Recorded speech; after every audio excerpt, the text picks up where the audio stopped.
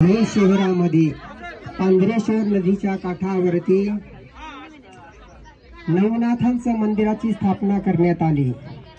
पवननाथजी अवघडपीर यांचे शिष्य बंसी महाराज व त्यांचे भक्त परिवार, त्यांचे गुरुबंधू सर्वांनी असं सुंदर असं निर्माण केलं मंदिराचं। एकदा जोरदार टाळी सर्वांनी। आणि त्यांचा भाव किती मोठा आहे। त्यांनी सर्व साधूंना आमंत्रित केलेले, सर्व साधूंची इथं उपस्थिती झालेली आहे। तपस्वी योगी माधवनाथजी महाराज यांची सुद्धा इथं उपस्थिती झाली। योगी सिद्धनाथ महाराज, योगी रामनाथ महाराज, सर्व अवघडपीरजी, सर्व नाथांची इथं उपस्थिती झालेली आहे। हा त्यांचा भाव, जिथं भाव असतो तिथं देव आलेले असतात। आणि बघा, सर्वात मोठी गोष्ट हे नाथांची महिमा खूप अपरंपार आहे। जसं नवनाथांमध्ये म्हटलं जातं, नवनाथांनी जन्म कशासाठी घेतला? जग कल्याणासाठी। अवतार कशासाठी घेतले त्यांनी? जग कल्याणासाठी। जसं मूळ नवनाथ आणि 84 सिद्धामध्ये झालेले नवनाथ, मूळ नवनाथांमध्ये म्हटलं गेलेलं आहे, ओम सत्यनमो आदेश गुरुजी को आदेश। ओम गुरुजी ओमकारे आदिनाथ, ओमकार ज्योति स्वरूप बोले।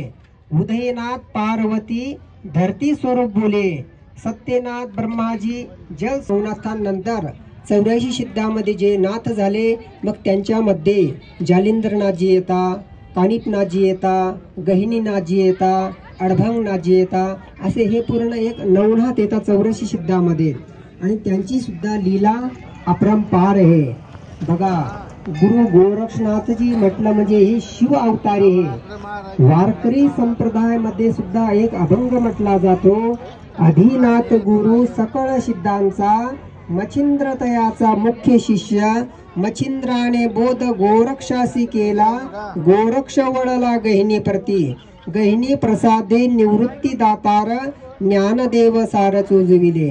या अभंगाचा अर्थ असा आहे, भगवान भोलेनाथ याच्या आधी काहीच नाही, ते ज्योती स्वरूपाने आहेत। आणि त्यांचे जे शिष्य आहेत, दादा गुरु बडे बाबा मच्छिंद्रनाथजी महाराज, आणि हे कोणाचे अवतार होते?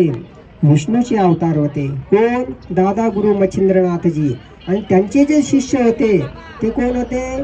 बालयोगी गोरक्षनाथजी। शिव गोरक्ष म्हटलं जातं। मग शिव गोरक्ष म्हणजे भगवान भोलेनाथाचे प्रतिरूप गोरक्षनाथजी।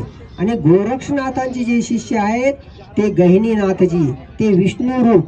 गहिनीनाथांचे शिष्य आहेत ते निवृत्तीनाथ, ते शिवरूप। आणि निवृत्तीनाथांचे जे शिष्य आहेत ज्ञानेश्वर माऊली आपण ज्यांना म्हणतो, ते ज्ञाननाथ, ते विष्णू रूप।